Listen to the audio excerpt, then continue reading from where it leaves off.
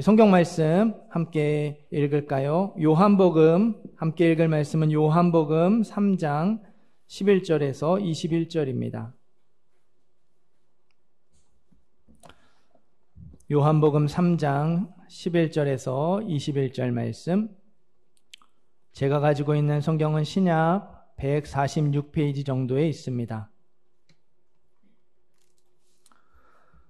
요한복음 3장 11절에서 21절 말씀, 제가 한 절 여러분이 한 절 교독하여 읽습니다. 진실로 진실로 내게 이르노니 우리는 아는 것을 말하고 본 것을 증언하노라. 그러나 너희가 우리의 증언을 받지 아니하는도다.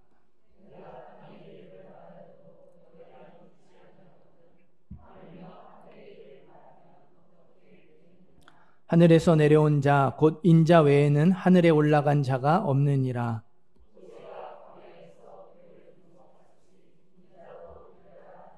이는 그를 믿는 자마다 영생을 얻게 하려 하심이니라.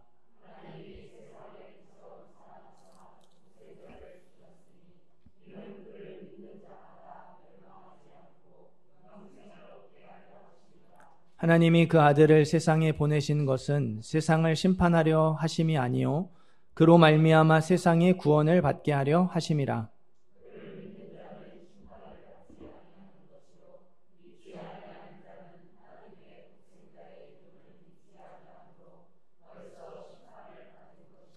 그 정죄는 이것이니 곧 빛이 세상에 왔으되 사람들이 자기 행위가 악함으로 빛보다 어둠을 더 사랑한 것이니라.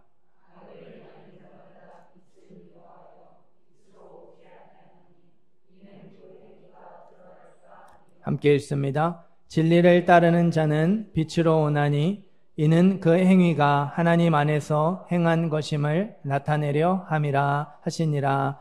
아멘. 봉헌 기도하고 말씀 전하겠습니다. 은혜와 사랑이 풍성하신 아버지 하나님, 이 시간 우리가 마음을 담아 믿음으로 예물 드렸습니다. 드린 예물 귀하게 받아주시고 하나님 나라 위하여서, 주의 몸된 교회 위하여서 아름답게 사용될 수 있도록 인도하여 주옵소서. 우리에게 이 시간 예배할 마음을 주시고 우리의 발걸음을 이 자리로 인도하여 주신 분이 하나님이심을 고백합니다. 우리를 불러주신 분이 하나님이시오니 각 사람의 심령 가운데 풍성한 은혜를 내려 주옵시고 한 사람도 그냥 돌아가지 않도록 모두 주의 은혜 가운데 돌아갈 수 있도록 강하게 역사하여 주옵소서. 이 한 주가 말씀으로 살아가고 믿음으로 살아가는 한 주가 되기를 소원하오니 주의 은혜로 우리 삶의 무게들을 넉넉하게 감당하고 이겨내는 모든 성도님들, 모든 예배자들 되게 하여 주옵소서. 예수님의 이름으로 기도드립니다. 아멘. 우리 앞뒤 좌우 계신 분들과 서로 인사하겠습니다. 주님의 이름으로 사랑하고 축복합니다. 네, 하늘의 일 하나님이 사랑하사, 하늘의 일 하나님이 사랑하사 제목으로 말씀 전하겠습니다.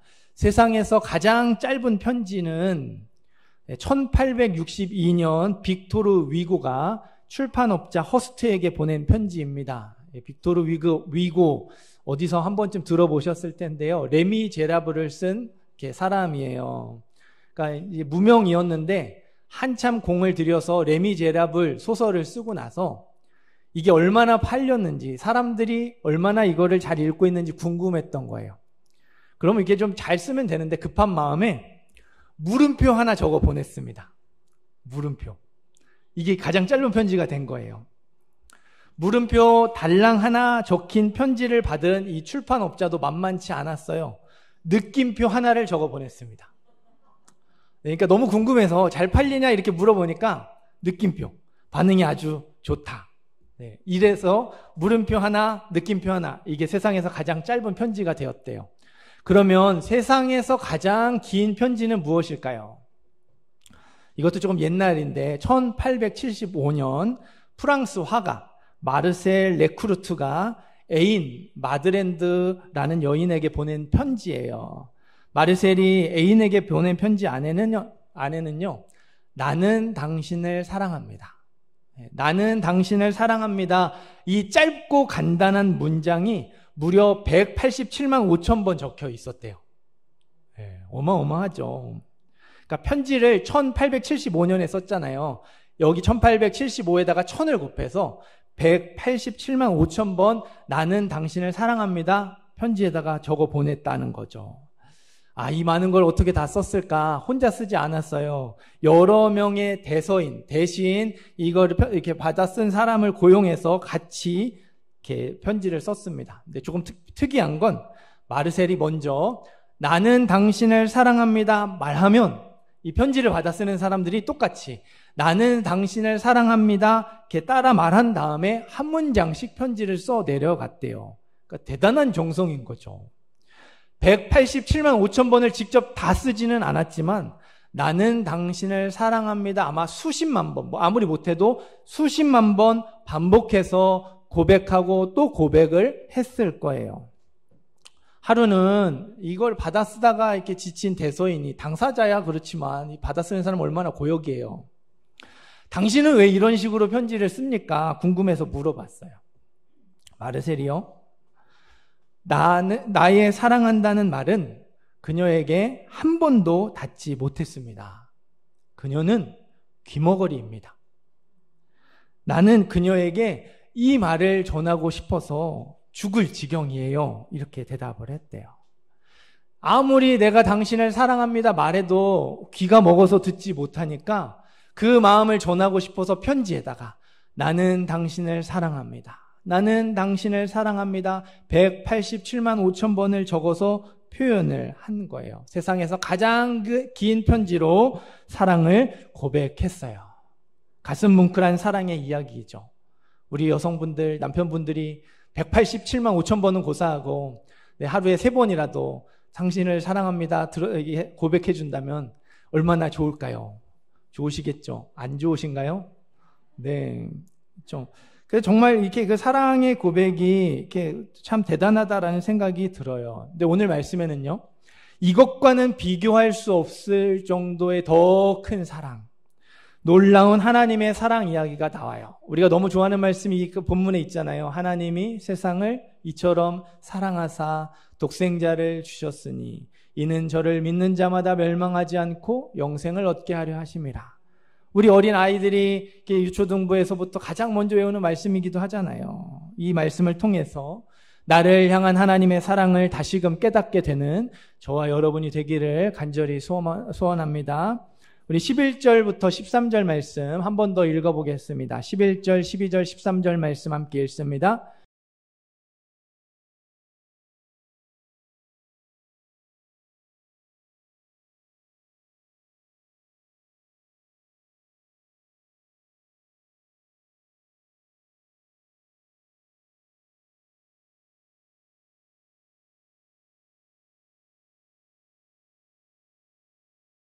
아멘. 이 말씀은 지난주와 이어지는 말씀이에요. 우리 지난주 말씀을 잠깐 이렇게 되새겨 보면 예수님은 니고데모에게 거듭나야 한다고, 물과 성령으로 다시 태어나야 한다고 말씀하셨죠. 율법을 연구하고 지키는 것만으로는 구원받을 수 없으니 믿음으로 구원을 받아야 한다. 도전하시고 초청을 하셨어요. 그러면서 거듭난 사람, 물과 성령으로 다시 태어난 사람 안에 2가지 새로운 변화가 일어난다 알려주셨죠. 첫 번째, 죄를 미워하는 마음이 생겨나고, 2번째, 하나님의 뜻대로 살고 싶은 마음이 생겨난다 가르쳐 주셨어요. 믿음으로 구원받은 사람은 마음과 생각이 달라지고 인생의 방향이 달라진다는 거예요. 마음과 생각이 달라지는 것으로, 인생의 방향이 달라지는 것으로 그 사람의 믿음이 진실한 것인지 진짜인지를 확인하고 점검하고 알아차릴 수 있다 말씀해 주셨어요. 이게 12절에 나오는 땅의 일이에요. 땅의 일, 우리가 나중에라도 느끼고 깨닫고 확인할 수 있는 것, 마음과 생각의 변화, 인생의 방향 전환을 예수님은 땅의 일이라 말씀하셨어요. 내가 땅의 일을 말해도 믿지 못하는데 하물며 하늘의 일을 말하면 어떻게 믿겠냐? 니고데모 안에 그 땅의 일, 진실한 믿음의 고백 이후에 마음과 생각의 변화, 인생의 방향 전환이 없음을 불쌍하게 여기시죠. 그러면서 하늘에 내려온 자 곧 인자 외에는 하늘에 올라간 자가 없다. 하늘에 올라온 사람이 없고 하늘에서 내려온 사람은 예수님밖에 없다는 것이죠. 진실로 진실로 내게 이르노니 우리가 아는 것을 말하고 본 것을 증언한다. 그러니까 내가 하늘에서 내려온 유일한 사람, 유일한 증인으로서 하늘의 일을 너에게 말해줄 테니까 잘 들으라는 거예요. 니고데모의 인생에서도 그 땅의 일이 일어날 수 있도록 하늘의 일에 대해서 하나하나 자세하게 알려주셨어요. 이번에도 니고데모를 위해서 구약의 말씀을 인용해 주십니다. 우리 14절, 15절, 16절 말씀 한 번 더 읽을게요. 14절부터 읽습니다.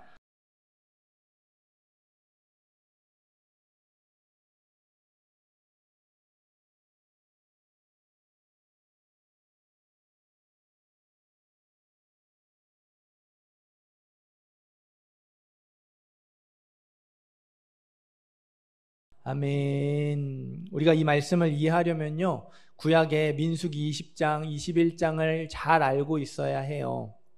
최대한 간단하게 설명을 드리겠습니다. 여호수아와 갈렙을 제외한 출애굽 1세대가 다 죽었어요. 드디어 광야 40년 방황의 시간이 끝났습니다. 이제 가나안 땅에 들어가기만 하면 돼요. 에돔 땅을 통과해서 가나안 땅에 들어가려고 했는데 에돔 왕이 거절하죠. 군대를 이끌고 이스라엘의 앞을 막아 섰습니다. 하나님이 에돔은 에서의 후손이니까 싸우지 말아라, 돌아가라고 하시죠. 가까운 길을 눈앞에 두고 멀고 험한 광야길로 빙 돌아가야 했어요. 솔직히 짜증났을 거예요. 저는 40년 동안 고생하고 이제 목적지가 코앞에 있는데 그걸 가지 못하고 빙 돌아가야 돼요. 힘들고 어려운 길로. 얼마나 짜증이 나겠어요. 툴툴거리면서 광야길로 돌아가는데 거기서 또다시 배고픔을 경험하고 목마름을 경험을 합니다. 뚜껑이 확 열려서 만나를 하찮은 음식이라고 불평합니다. 하나님의 인도하심을 죽는 길, 망하는 길이라고 원망하죠. 저주를 퍼부어요. 하나님이 이스라엘의 그 불신앙을 가만두지 않으시고 불뱀, 독사를 보내세요. 징계하십니다. 심판하세요. 많은 사람들이 독사에 물려 죽었고요. 몸에 독이 퍼져서 죽어가고 있었어요. 이 모습을 본 모세가 하나님 우리를 불쌍히 여겨주세요. 우리가 잘못했으니까 우리 죄를 용서해 주세요. 자비를 베풀어 달라고 기도합니다. 하나님이 그 기도를 들으시고 모세에게 방법을 알려주세요. 놋으로 뱀을 만들어서 장대 위에 매달아라. 이 장대 위에 매달린 놋뱀을 보면 살겠다 말씀을 하십니다. 놋뱀을 본 사람들이 실제로 다 죽지 않고 살았어요. 모세가 광야에서 뱀을 든 것 같이 인자도 들려야 하리니. 모세가 광야에서 놋뱀을 만들어서 장대 위에 매달았던 것처럼 예수님이 십자가에서 매달려 죽어야 한다는 말씀인 거죠. 이는 그를 믿는 자마다 영생을 얻게 하려 하심이니라. 불뱀의 독사에 물려서 죽어가던 사람들이 놋뱀을 보고 살게 되었잖아요. 마찬가지로 예수님의 십자가를 바라보고 예수님의 십자가를 믿음으로 받아들인 사람은 모두 죽지 않고 살게 된다. 구원받는다는 말씀이에요. 이게 하늘의 일입니다. 예수님이 우리를 위해, 우리 죄를 위해 대신 십자가에 죽으시고 그 사실을 받아들인 모든 사람이 살게 된다. 믿음으로 예수를 믿으면 구원받는다. 이게 하늘의 일이에요. 출처가 정확하지는 않는데요. 아버지들을 대상으로 인터뷰를 했어요. 당신은 10년 더 살 수 있는 것과 10년을 줄이고 대신 10억을 받는 것과 이 둘 중에 무엇을 선택하시겠습니까? 많은 아버지들이요, 수명을 10년 줄이고 10억 받겠다고 대답했어요. 10년을 포기하고 10억을 선택한 이유가 뭐냐고 질문했죠. 그 이유 제가 말씀드리지 않아도 다 아시겠죠? 가족들에게, 자녀에게 10억 주고 싶어서 그렇게 선택했다고 대답했습니다. 아버지의 예를 들었지만요, 부모에게 자녀보다 소중한 건 없어요. 내 10년 포기할지언정 10억을 주고 싶은 게 아버지의 마음이죠. 어머니는 얼마나 대단합니까? 어머니의 사랑을 하나님의 사랑과 가장 비슷하다고 말하잖아요. 그러니까 부모에게 있어서 자녀는요, 세상 어느 것으로도 바꿀 수 없는 가장 귀한 존재예요. 우리 청소년들, 청년들 별로 동의하지 못하겠지만요. 여러분 결정적인 순간에 여러분의 엄마 아빠가요, 여러분을 위해 여러분의 모든 걸 희생할 수 있어요. 지금은 잔소리하고 막 구박하고 뭐 이렇게 여러분이 하라는 거 다 막지만 결국에는 그 결정적인 순간에 여러분을 위해 다 희생하는 존재가 여러분의 엄마 아빠예요. 그렇게 소중한 자녀가 여럿이 아니라 딱 하나입니다. 한 명. 여러분이라면 누군가를 살리기 위해서 그 하나밖에 없는 자녀 희생하시겠습니까? 말도 안 되는 일이죠. 그런데 하나님이 그렇게 하셨어요. 우리를 구원하기 위해서 하나밖에 없는 아들 독생자를 주셨죠. 독생자 예수님을 우리 대신에 죽게 하셨어요. 말도 안 되는 일을 저와 여러분 한 사람 한 사람을 위해 결정하시고 선택하셨다는 거예요. 예수님의 십자가 죽음은요, 하나님이 주실 수 있는 전부, 하나님의 모든 것을 주신 놀라운 은혜예요. 더 놀라운 거는요, 하나님이 하나밖에 없는 아들 예수님을 우리에게 주실 때 아까워하지 않으셨대요. 여러분, 누군가에게 나의 소중한 걸 주려면 그 사람 그만한 가치가 있어야 해요. 그래야 줄 수 있죠. 중요한 사람 아니면요, 소중한 거 주지 않습니다. 가치 있는 사람, 귀한 사람이 아닌데 내 소중한 거 뭐하러 주겠어요. 별로 중요하지 않은 사람에게 소중한 거 주는 것 정신 나간 짓이죠. 가치 없는 사람에게 나의 소중한 걸 내어주는 거 엄청난 낭비죠. 물건, 여러분 물건도 이 정도인데 무엇으로도 바꿀 수 없는 소중한 자녀를 주려면요, 그 사람에게 얼마나 대단한 가치가 있어야 할까요? 타의가 아니라 자의예요. 스스로 선택하고 결정한 겁니다. 스스로 선택하고 결정해서 자녀를 포기하려면 그 사람에게 얼마나 대단한 가치와 그 중요함이 있어야 할까요? 하나님은요, 독생자 예수님을 주실 만큼 여기에 있는 한 사람 한 사람을 소중하고 귀하게 여기세요. 그만한 가치가 누구에게 있어요? 나에게. 바로 나에게 있습니다. 내 옆에 있는 믿음 좋아 보이는 누군가가 아니에요. 나. 우리가 아까도 찬양했지만 연약하고 실수하고 형편없는 나를 귀하고 소중하게 여기신다는 거예요. 많은 사람들이 하나님이 그렇게 나를 사랑하셔서 예수님을 죽게 하셨다는 것은 의심하지 않아요. 하지만 그게 우리를 구원하기 위해서 어쩔 수 없이 행하셨던 일이라고 생각하죠. 예수님의 십자가 죽음이 꼭 필요하거든요. 다른 방법으로는 우리를 구원할 수 있는 방법이 없잖아요. 그래서 그렇게 하셨다고 생각해요. 맞아요. 하지만 하나님은 그 어쩔 수 없는 일을요, 이 악물고 억지로 하지 않으셨어요. 우리를 너무 소중하고 귀하게 여기셔서요, 아까워하지 않고 주셨습니다.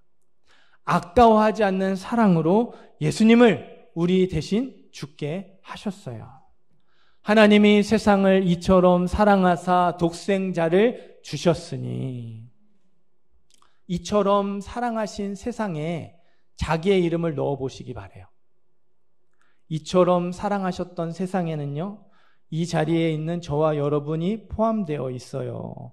예수님의 십자가로 죽음으로 구원해야 할 이름 중에 저와 여러분의 이름이 분명하게 기록되어 있다는 거예요.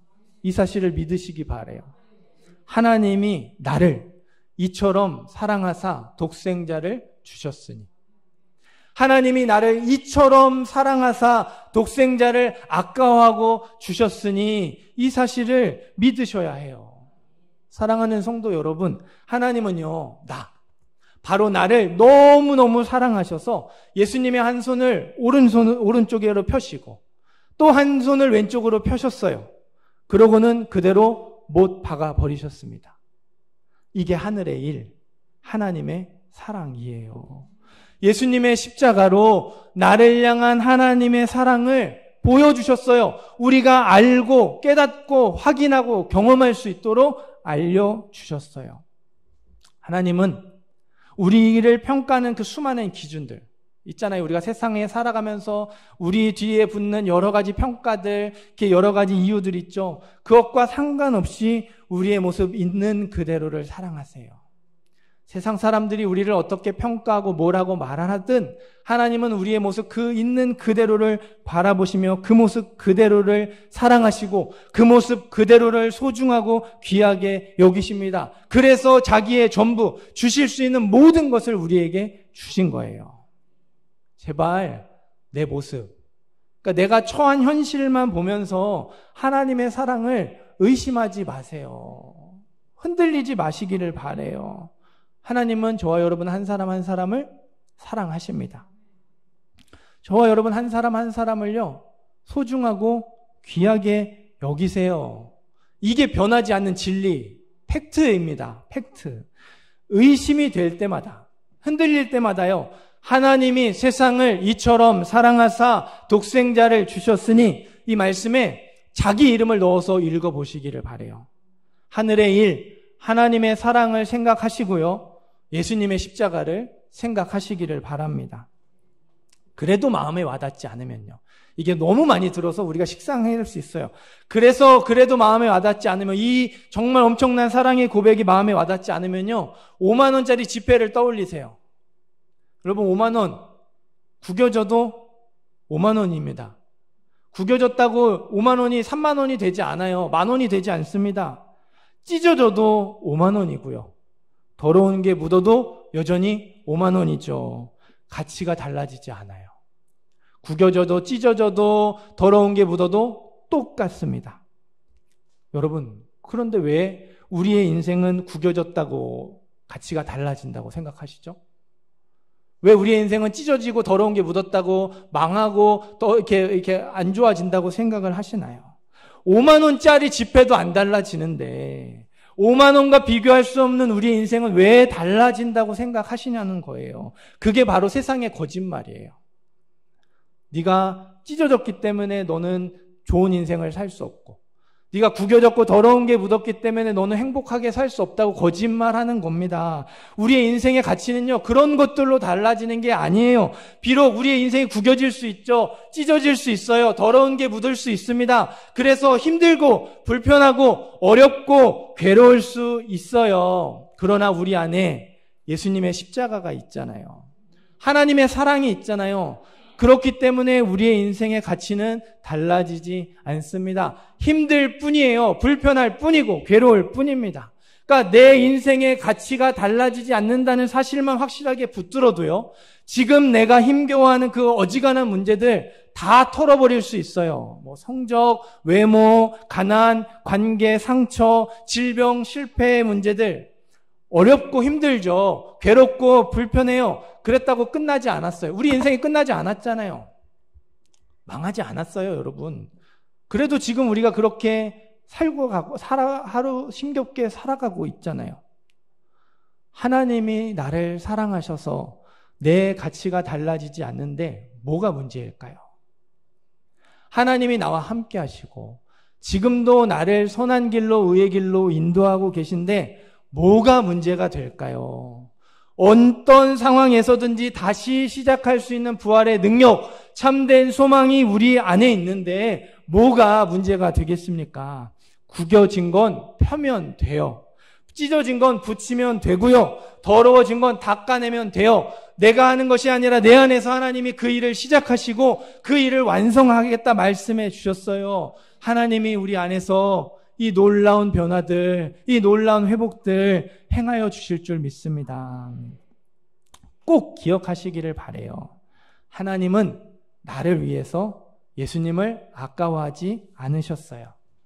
자기의 전부를 주실 만큼 다른 사람이 아니에요. 바로 나를 귀하게 여기십니다. 그래서 내 가치가 달라지지 않는 거예요. 나의 어떠함 때문에 가치가 달라지는 것이 아니라 내 안에 계신 하나님 때문에 나는 여전히 사랑받기 위해 태어난 사람이고 사랑받을 만한 사람이에요.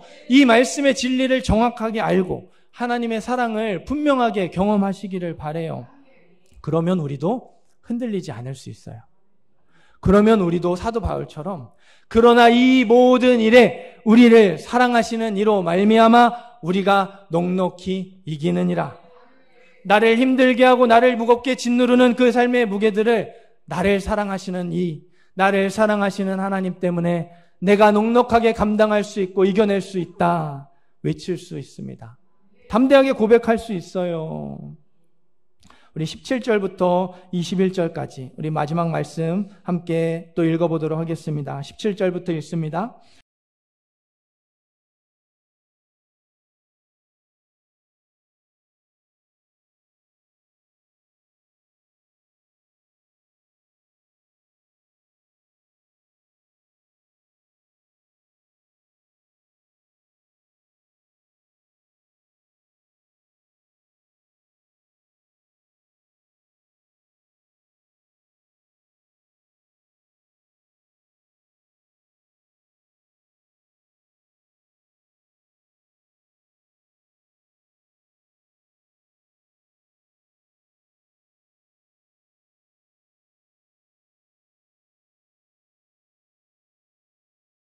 아멘. 어떤 사람이요, 죽을 병에 걸렸어요. 근데 아무 증상이 없는 거죠. 그래서 모르고 지내다가 정기 검진을 받으러 병원에 갔습니다. 병원에 갔더니 의사가 3개월 남았습니다. 말하는 거예요. 엄청나게 충격을 받았겠죠. 근데 그 뒤에 의사에 이어지는 말. 하지만 치료제가 있으니 너무 걱정하지 마세요. 이 약을 먹으면 병을 고칠 수 있습니다. 하며 약을 지어주었어요. 정말 다행이죠. 문제는요, 아무 증상이 없다는 거예요. 병원을 나와서 집으로 돌아가는데도 아픈 데가 없어요. 원래 아프지 않다가도 의사가 말하면 괜히 안 아픈데도 아프고 뭔가 이렇게 조금이라도 불편하면 이게 무슨 병인가 이렇게 하는데, 그렇게 의사의 진단을 받고 돌아오는데도 아픈 데가 하나도 없이 멀쩡한 거예요. 어떤 생각이 들겠습니까?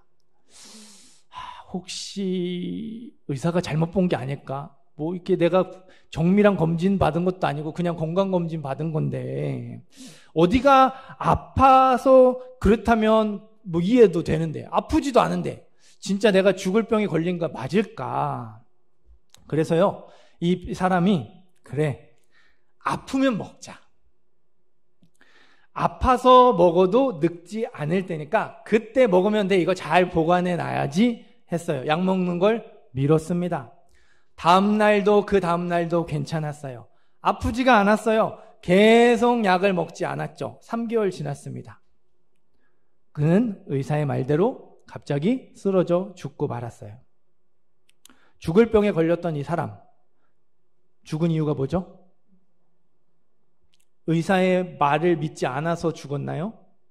아니죠. 의사의 말을 믿지 않은 건 둘째예요. 의사가 처방해준 치료제를 먹지 않았던 것도 두 번째 이유죠. 가장 큰 이유는 죽을 병에 걸렸기 때문이에요. 아무 증상이 없고 아프지 않을 뿐이지 그 사람은 병에 걸린 사람이에요. 그래서 3개월 그 시한부 인생인데 그거를 그냥 받아들이지 않고 그냥 그렇게 치료제를 살아가니까 죽게 된 것이죠. 성경은요, 우리 안에 있는 죄된 본성이 죽을 병이라고 얘기해요. 지금은 아무 증상이 없을 수 있어요. 하나도 아프지 않을 수 있고요. 겉으로 보기에는 멀쩡할 수 있어요. 그러나 죽을 병에 걸렸기 때문에 치료제를 먹지 않으면, 약을 먹지 않으면 죽을 수밖에 없는 거죠. 의사의 말을 믿지 않아서 죽는 것이 아니라 죽을 병에 걸렸으니까 그 병을 치료하지 못해서 죽는 거예요. 믿음으로 구원받는다, 이 말을요, 너 예수 안 믿으면 지옥 가고 죽는 거야, 심판받는 거야, 이렇게 우리는 오해합니다. 아니에요. 예수 믿어야 구원받는다는 메시지는요, 3개월 남았습니다. 하지만 치료제가 있으니 너무 걱정하지 마세요. 의사의 말과 똑같은 거예요. 의사가 내 말을 믿지 않으면 죽는다고 하지 않았잖아요. 죽을 병에 걸렸으니까 이 약 먹고 살라고 말한 것이죠. 예수 믿어야 구원받는다는 메시지는요, 심판하고 지옥에 보내려는 저주하기 위한 목적이 아니에요. 죽을 병에 걸렸으니까 살라고, 구원하고 천국에 이르게 하기 위해서 전하는 메시지인 것이죠. 사랑하는 성도 여러분, 오늘 말씀에 나오는 하나님의 사랑을요, 나를 위한 것으로 받아들이셔야 해요. 하나님의 사랑은 우리의 죽을 병을 치료할 치료제가 됩니다. 우리는 다 죄로 인해 죽을 수밖에 없었던 사람들이에요. 그런데 이 예수님 때문에 죽지 않고 살게 된 것이죠. 니고데모가 바로 이 하늘의 일, 하나님의 사랑을 받아들였어요. 죽을 병을 고칠 수 있는 치료제를 받아들이고 하루 또 하루 또 하루 치료제를 먹기 시작했습니다. 하나님의 사랑을 생각해보고 하나님의 사랑을 기억하며 깨닫고 조금씩 경험하기 시작했어요. 그 결과 세상의 어둠에서 빠져나와 진리의 빛 가운데 거하게 되었어요.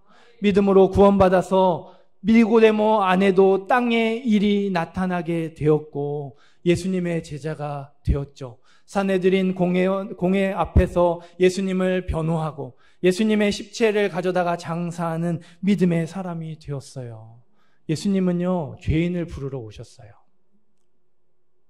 우리가 죽을 병에 걸렸기 때문에 우리를 살리기 위해서, 우리를 고치고 우리를 회복하기 위해 이 땅에 오셨습니다.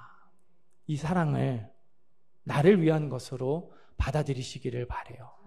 그리고 그 사랑으로 우리 안에 있는 죄된 본성을 계속해서 죽여가고 또 죽여가고 우리의 연약한 것들을 고쳐가며 회복시켜 가시기를 바랍니다.